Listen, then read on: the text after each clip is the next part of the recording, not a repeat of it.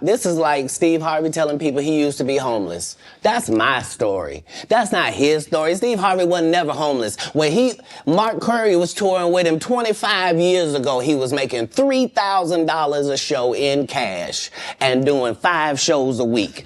Forget about Steve's legendary mustache or Samuel L. Jackson's sharp comedic timing.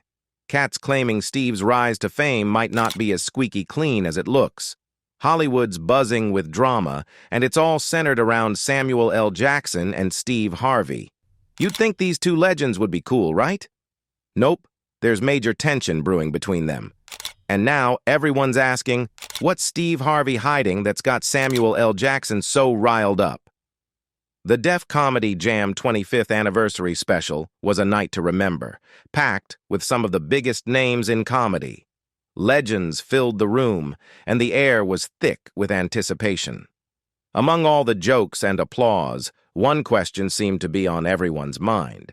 Would Katt Williams show up anxious and tense, or bask in the recognition he deserved? The tension surrounding his presence was palpable.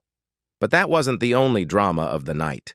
Samuel L. Jackson dropped some unexpected revelations that had the crowd buzzing. During a live Q&A session, the 75-year-old actor allegedly opened up about the long-standing beef between Steve Harvey and Katt Williams. Fans were already aware of the friction, especially after Katt's explosive interview on Club Shay Shay, but Jackson's insights gave the feud new depth. According to Jackson, the bad blood between the two didn't start with that interview. He hinted that the tension actually began years earlier during a high-stakes comedy showdown in Detroit. The event, which saw Harvey and Williams facing off in front of 10,000 people, ended with Harvey losing to Katt. Things heated up even more during the 2017 Def Comedy Jam special. Dave Chappelle gave a public shout-out to Katt Williams, which reportedly irritated Steve Harvey. Insiders claim Harvey tried to redirect the spotlight back to himself, but Chappelle kept the praise firmly on Katt. This public snub only added fuel to the fire between the two comedians. Samuel L. Jackson's take on the ongoing feud between Katt Williams and Steve Harvey has certainly added fuel to the fire, revealing that both Harvey and Cedric the Entertainer harbor envy towards Williams. Their actions during the recent Def Comedy Jam special weren't driven by fear of physical confrontation. Instead, they were terrified of Katt stealing the spotlight from them. If you rewind the footage from the event, you'll catch Steve Harvey's nervous attempt to reclaim attention when he said, "I'm terrified Katt Williams is going to show up. I'm nervous as hell here." Jackson elaborated that beyond Steve's obvious diversionary tactics, he genuinely fears Katt's comedic prowess. He allegedly suggested that the root of Steve and Cedric's anxiety lies in the simple truth that Katt Williams is, in fact, a better comedian than both of them. Katt himself hinted at this rivalry during his fiery interview with Shannon Sharpe. He recounted a notable comedy battle early in their careers, specifically the 2008 Championship of Comedy, where he faced off against Steve Harvey. Katt boldly claimed that he completely annihilated Harvey in that showdown. While the recent Def Comedy Jam wasn't officially billed as a face-off between Katt Williams and Steve Harvey, it quickly turned into an unexpected showdown. Katt, seemingly fed up with Steve's antics, decided to take matters into his own hands and goad the talk show host into a comedic duel. During his set, he fired off a series of personal jokes aimed squarely at Steve, humorously suggesting that the iconic game show host was actually bald and wearing a wig. For many, this revelation about Steve's hair was a surprise. Throughout his television career, he had always sported a stylish high-top fade that was the envy of many. Young men everywhere looked up to Steve, admiring not just his comedic talent but also his hair, which seemed to defy age and genetics. In fact, to say that countless guys envied his hairline would be an understatement. It was a topic of conversation among those whose own hairlines were receding at alarming rates. Steve's high-top fade became more than just a hairstyle. It was part of his persona, contributing to his image as one of the most dapper and well-groomed black men in Hollywood. Heads turned whenever he entered a room, and the compliments flowed in, ranking him among the finest-looking guys in the industry. Therefore, when Katt started poking fun at this prized possession, it struck a nerve. Katt Williams' biting comments about Steve Harvey's hair, or lack thereof, likely dealt a serious blow to the comedian's confidence and self-esteem. While we can't say for certain how Steve felt in the aftermath of those jokes, the impact was undeniable. He eventually made the choice to ditch the wig and embrace a clean shave, inadvertently validating Katt's claims. Now Steve confidently sports a smoothly shaved head that pairs well with his meticulously groomed mustache, but prior to that transformation, he had concealed his true self behind a wig. Katt went so far as to suggest that his words had a profound effect on Steve, claiming that the humiliation he faced led to a decline in his stand-up career. If Katt's statements hold any weight, it certainly sheds light on why Steve might feel intimidated by the veteran comedian. It's understandable that Samuel L. Jackson would assert that Steve gets visibly tense whenever Katt is in the vicinity. After all, who wouldn't feel uneasy knowing that the person who might have effectively ended your stand-up career is in the same room? This tension is further illustrated by Steve's reaction during the 2017 Def Comedy Jam 25, when he expressed nervousness after Dave Chappelle made a joke about Katt Williams. Even 9 years later, the mere mention of Katt seemed to stir up old anxieties for Steve, highlighting the lingering effects of their contentious history. The underlying reason for Cedric the Entertainer's palpable nervousness at the 2017 Def Comedy Jam, especially as the spotlight shone brightly on Katt Williams, is both nuanced and layered. Many fans were completely unaware of the tension between Cedric and Katt until that pivotal interview on Club Shay Shay. In that interview, Katt laid bare the origins of his conflict with Cedric, revealing that the veteran comedian had allegedly swiped one of his most prized jokes. This wasn't just any old punchline. It was a standout joke Katt had delivered on BET's Comic View back in 1998. The network had loved it so much that they even featured it in their promotional materials for the following season. Katt recounted the incident, saying, "He thought that I was just a no-name comedian and that he could take this joke and nobody would know." The twist, however, was that Katt had performed this particular joke not just once, but twice on Comic View, earning him significant acclaim. After watching Katt's set at the Comedy Store, Cedric approached him backstage, showering him with compliments about the performance and expressing admiration for the joke. But soon after, Katt alleges that Cedric took the joke and incorporated it into his own material. "This is not just a random joke. This is my very best joke, and it's my last joke, and it's my closing joke," Katt emphasized. In 1998, Katt Williams delivered a standout joke on BET's Comic View that would later spark controversy and accusations of theft. During a performance at the Comedy Store, Cedric the Entertainer was in the audience, enjoying Katt's act. After the show, he went backstage to commend Katt on his performance, expressing admiration for the very joke he would eventually take as his own. Fast forward 2 years, and Cedric was performing that same joke as the closing act in The Kings of Comedy, only making the joke's context more extravagant by swapping Katt's car for a spaceship. Katt Williams didn't stop at calling out Cedric for joke theft. He unleashed a verbal barrage aimed at Cedric's appearance, describing him as a walrus with no talent. He continued to hammer home his point, saying, "We found out he can't sing, can't dance, and doesn't write jokes. He did 4 comedy specials, and they're so bad, Shannon, they're not available on Netflix or Tubi." While these remarks might come off as harsh, and they undoubtedly are, understanding the context of Katt's grievances sheds light on why he felt compelled to lash out. Katt has leveled serious accusations against Cedric and Steve Harvey, alleging that the two, alongside Ricky Smiley, conspired against the late Bernie Mac. He claimed they pretended to love Bernie while harboring resentment, actively working against him behind the scenes. Katt alleged that Steve Harvey's jealousy of Bernie stemmed from an insecurity about his own acting career, suggesting that studios favored Bernie over Steve, which fueled a competitive rivalry that Katt believes remains unresolved. Katt Williams didn't hold back when it came to addressing the alleged rivalry between Steve Harvey and the late Bernie Mac, drawing on some sharp observations about the dynamics within Hollywood. "This is the same guy that hated on Bernie Mac," Katt declared, highlighting the industry's lack of opportunities for black comedians. "There are 30,000 new scripts in Hollywood every year. Not one of them asks for a country bumpkin black dude that can't talk good and looks like Mr. Potato Head. There ain't none. You have to have range." Katt accused Steve Harvey and his fellow Kings of Comedy members of sabotaging Bernie's career. He recalled how they allegedly positioned Bernie as the opening act, underestimating his comedic prowess, believing Steve should close the show since they thought he was the funniest of the bunch.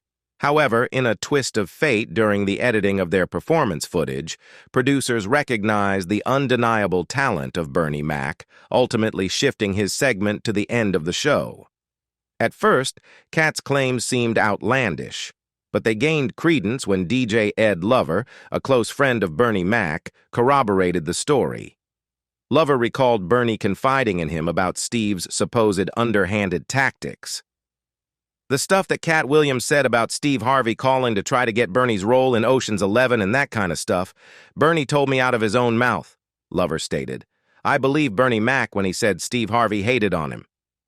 The scenarios surrounding the tensions between Katt Williams, Steve Harvey, and Cedric the Entertainer create a vivid illustration of the dynamics Samuel L. Jackson alluded to. It seems these men have formed a kind of cabal that undermines other comedians who don't align with them, often resorting to stealing jokes and undermining their peers' successes. This behavior extends to making calls to movie production companies in an effort to secure roles that should belong to other comedians. Many of their victims, like the late Bernie Mac, recognized these underhanded tactics, but chose to focus on their own work rather than stir up drama. Bernie was well aware of the jealousy and competition in the comedy scene, yet he maintained his professionalism, opting to rise above the fray. However, outspoken comedians like Katt Williams refuse to stay silent when they witness what they perceive as injustices in the industry, unearthing the truths behind the scenes and holding their peers accountable. This is likely why Steve Harvey and his inner circle might be genuinely intimidated by Katt. His willingness to speak out disrupts the status quo, shining a light on practices that others would rather keep under wraps. Interestingly, Katt isn't alone in his criticisms. Veteran comedian Mark Curry has also voiced his disappointment in Steve Harvey for allegedly stealing his material and incorporating it into his routines. Mark Curry recounted a revealing moment when he learned about Steve Harvey's alleged joke theft. He was at home when a friend called, urging him to turn on the TV to a specific network. Curious, he switched it on, only to find Steve performing one of his favorite jokes from back in the day. This particular joke had originally been part of Mark's stand-up special that aired in 1999 on Comedy Central Presents, making it a significant piece of his comedic identity. Despite Curry's claims, Steve Harvey vehemently denied any wrongdoing. In response to the accusations, he challenged Curry to provide concrete evidence of him stealing jokes, stating, "The only reason I'm commenting is because he keeps running his mouth about it. Now grow up.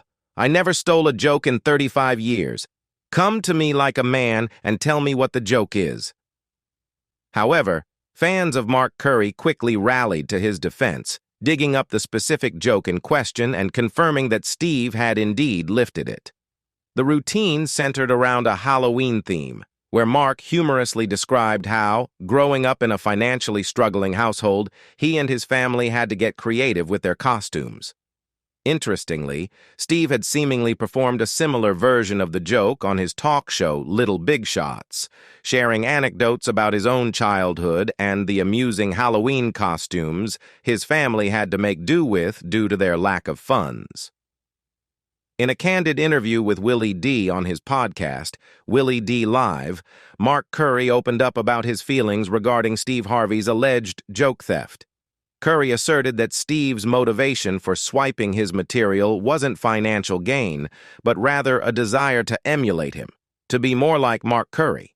He began the discussion without directly naming Steve, instead highlighting a broader issue in the comedy industry, likening it to the rampant joke theft he sees happening within the rap community. He noted that while the themes and content can often be similar, distinct elements set individual artists apart. Curry emphasized that stand-up comedians face a unique challenge. When jokes are stolen, it forces them into a position where they must defend their originality or confront the thief directly. This reality adds a layer of complexity to the already competitive world of comedy. He sent a clear warning to Steve. "I'm a step to you if you're stealing my set."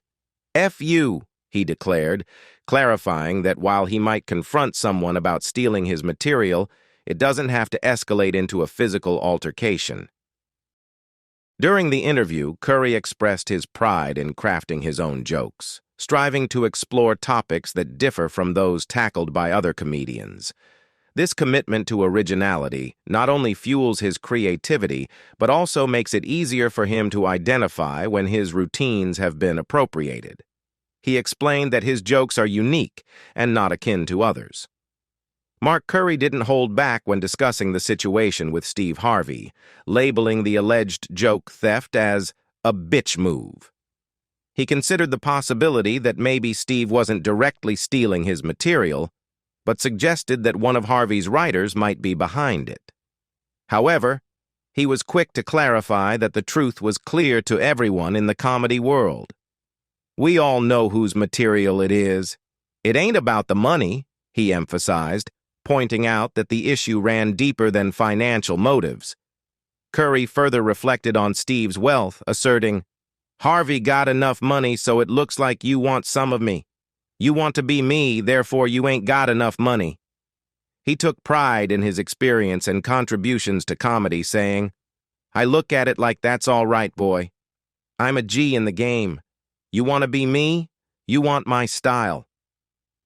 In response to Curry's allegations, Steve Harvey didn't shy away from defending himself.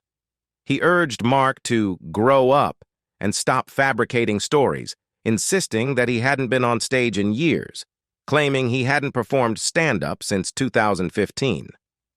"Mark Curry needs to grow up," Harvey stated, brushing off the accusations. "He doesn't know what he's talking about. He's making stuff up, so I'm in peace." Mark Curry's assertions about Steve Harvey's motivations struck a chord with many fans, who felt he was onto something significant. They noted that not only had Steve allegedly lifted Curry's jokes, but he also appeared to have taken inspiration from Curry's beloved TV show, Hanging with Mr. Cooper. The sitcom, which aired from 1992 to 1997, followed the story of a former basketball player who becomes a teacher, mirroring the premise of the Steve Harvey show, which also centers on a man transitioning from a different career to teaching while navigating comedic mishaps with staff and students.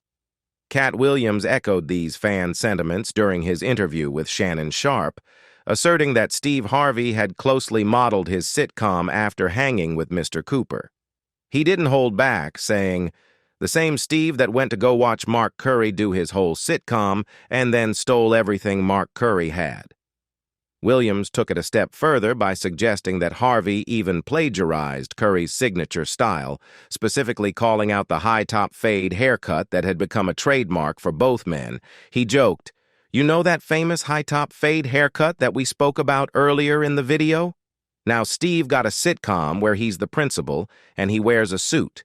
And then he gets this high-top fade, making all black men think he got the best lineup in the business. And it's a man unit." The discussions surrounding Harvey, Curry, and Williams painted a broader picture of a comedy landscape where alleged theft of jokes, character roles, and ideas seemed rampant. Many fans began to view these comedians as part of a so-called cabal that thrived by overshadowing others in the industry. A common thread among these men appeared to be a shared anxiety about Katt Williams. While the 2017 Def Comedy Jam showcased a plethora of legendary talent, a notable absence was Ricky Smiley, who Katt Williams would later implicate as part of the ongoing drama within the comedy world during his interview with Shannon Sharpe. According to Williams, Smiley's assertions regarding his involvement in the iconic film Friday After Next were far from truthful. Katt recounted the origins of their feud, pinpointing Smiley's claims made on Club Shay Shay that he was the original choice for the role of Money Mike, a character made famous by Williams. "This man told you he had Katt Williams' role. He was going to be Money Mike, and Katt Williams was going to be Santa Claus," Katt stated, casting serious doubt on Smiley's narrative. He elaborated, highlighting the extensive audition process that occurred in Los Angeles, where he and approximately 200 other black comedians vied for the role of Money Mike. "You're saying all 200 of us were auditioning, and you had already had the role and had already shot the role in 4 days," Williams challenged. Williams further elaborated on the character's controversial origins, revealing that the original script for Friday After Next contained an R-rated scene where a group of men confronted Money Mike in a violent act of retribution for a past transgression. Notably, he pointed out that Ricky Smiley seemed unfazed by the scene, indicating that he would have proceeded with filming if the producers had indeed settled on him for the role. After reading the script for Friday After Next, Katt Williams encountered a major concern regarding a particular scene that he felt undermined the comedic integrity of the film. He bravely approached the producers, asserting, "Humbly, guys, if we are talking about anything else, I don't have any credibility and no pull. But we're talking about comedy, where I have all the credibility and pull." Williams insisted that the original script's depiction of Money Mike facing a violent assault in the bathroom was not only inappropriate but also fundamentally flawed for a comedy. "Forcibly sleeping with someone is never funny, no matter who it happens to or what the circumstances are," he emphasized. In contrast, Williams noted that Ricky Smiley, who was present on set, seemed entirely comfortable with the R-rated scene. "That's what Ricky Smiley was okay with," he remarked, suggesting that Smiley's casual acceptance of such a serious topic further highlighted the divide in their comedic values. During filming, Smiley's demeanor irritated Williams. He walked around the set exuding an air of superiority, touting his accomplishments as a movie star, radio personality, and stand-up comedian. This behavior, in Williams' eyes, positioned Smiley as someone who believed he deserved the Money Mike role more than Williams himself. As a result of these issues, Katt Williams made a bold move by including a stipulation in his contract. He would not work with Smiley again unless he donned a dress. Williams later reflected on the irony of this demand while sipping liquor, exclaiming, "He was so egregious that I put in my contract I won't work with Ricky Smiley again unless he's in a dress." His prediction came true when Smiley's next film, First Sunday, featured him in a dress portraying the character of Bernice Jenkins, an elderly church lady. With a mix of humor and exasperation, Katt Williams highlighted the absurdity of the situation, noting how he had anticipated this very outcome. Now, what was Ricky Smiley's next movie? Was it First Sunday? Did he wear a dress in it? You bet he did. It was in my contract. If Katt Williams indeed leveraged his influence to get Ricky Smiley to wear a dress in First Sunday, it's easy to see why Samuel L. Jackson might assume Smiley is intimidated by Williams. In the cutthroat environment of Hollywood, the ability to control or redirect another comedian's career can be a formidable power. Such influence raises the stakes, making it imperative for someone like Smiley to tread carefully around a figure like Katt, who could, in theory, derail a career with a single decisive move. However, Ricky Smiley has firmly denied Katt's allegations, maintaining that he harbors nothing but respect for Williams. On the January 4th episode of the Ricky Smiley Morning Show, Smiley addressed the controversy head-on, stating that he was specifically asked by director David E. Talbert to portray the character of Bernice Jenkins in First Sunday. "I went out to audition for Friday After Next as Money Mike, not as Santa Claus," he asserted, emphasizing his belief that he was initially set to play the role of Money Mike. Smiley provided further context, explaining that the character of Money Mike was originally envisioned as a panhandler who frequented the parking lot of a strip mall rather than the flamboyant pimp that ultimately made it to the screen. He credited Katt Williams for the transformation of the role, acknowledging the producer's creative decisions that ultimately led to a more entertaining and memorable character. "They switched up everything and made the movie funnier with the pimp character," he said. Despite the tension between them, Smiley's public statements reflect a sense of admiration for Williams's comedic talent and contributions. Responding to Katt's claim that he included a stipulation in his contract about working with Ricky Smiley only if he wore a dress, Smiley firmly denied any such agreement ever existed. He expressed his disappointment that a fellow comedian would fabricate such outrageous lies and then explained his own choice to wear a dress in his next film. Smiley clarified that wearing a dress was entirely his decision and not something he was pressured into. He emphasized that he had no issues with taking on that role, especially since it helped provide for his family. He pointed out that many well-known male comedians have worn dresses for comedic effect, and it's not uncommon in the industry. Comedy greats like Flip Wilson played Geraldine, Richard Pryor took on various roles on his show, Jamie Foxx portrayed Wanda, and Martin played Shanae, Smiley said. "I did Bernice Jenkins, and Tyler Perry created Medea. There's a long history of comedians embracing these characters for the sake of humor and entertainment. It doesn't mean we're comfortable in those roles. No one wants to put on a dress, and it has nothing to do with my manhood being diminished." Many fans, however, weren't convinced by that explanation. They believed that these so-called comedy greats were either pressured or lured into wearing dresses as part of an elaborate initiation into the Illuminati. Others argued that Hollywood pushed these talented comedians to play female characters to turn them into laughingstocks. They speculated that if Katt Williams could do the same to Ricky Smiley, it meant he held significant power in the comedy world. This is likely why Dave Chappelle showed him respect at the 2017 Def Comedy Jam. Although Katt was seated in the audience, Chappelle acknowledged the influence that the relatively small comedian had and gave him a nod for it. Meanwhile, Cedric the Entertainer and Steve Harvey seemed visibly uneasy, perhaps fearing they might be the next ones forced to wear the dreaded dress. As the dynamics of power and rivalry continue to unfold in the comedy world, it's clear that the relationships between these comedians are anything but straightforward. With Katt Williams wielding influence that makes even seasoned veterans like Cedric the Entertainer and Steve Harvey uneasy, the industry is left wondering who will be next to face his spotlight. What are your thoughts on the allegations surrounding Katt Williams and Ricky Smiley and Steve Harvey? Do you believe there's truth to the claims of power struggles in comedy? Let us know in the comments below, and don't forget to like and subscribe for more content in the future. Until next time, bye for now.